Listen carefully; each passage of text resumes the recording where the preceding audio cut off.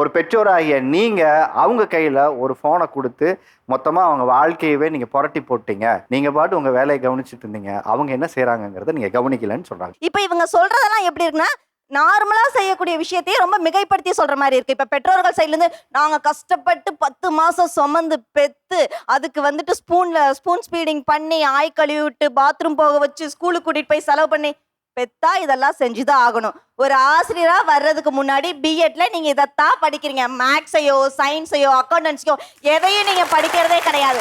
எனக்கு ஒரு சந்தேகம் என்னன்னா, பிஎட்ல நீங்க என்ன படிச்சீங்க? ஏன்னா நானும் பிஎட் படிச்சுட்டு தான் வந்தேன். நான் இப்போ ஒரு பெற்றோரா இருக்கேன். பிஎட் படிக்கிறதுக்கு முக்கிய காரணமே பலதரப்பட்ட சூழ்நிலையிலிருந்து பலதரப்பட்ட மாணவர்கள் வருவாங்க. அந்த மாணவர்களை எப்படி நீங்க கையாளணும் அப்படிங்கறத 3 செமஸ்டர் படிப்பாங்க.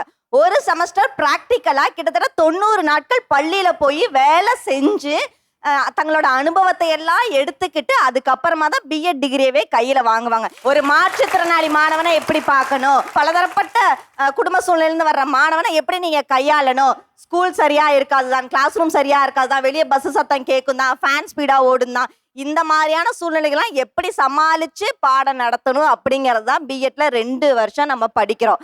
ஆனா இப்ப நீங்க அதை என்ன பண்றீங்க, ரொம்ப மிகைப்படுத்தி சொல்றீங்க. நீங்க சொல்றது எல்லாமே ஒரு 10-20 வருஷத்துக்கு முன்னாடினா பரவாயில்லாம, இப்ப நம்ம 21வது நூற்றாண்டுல இருக்கோம்.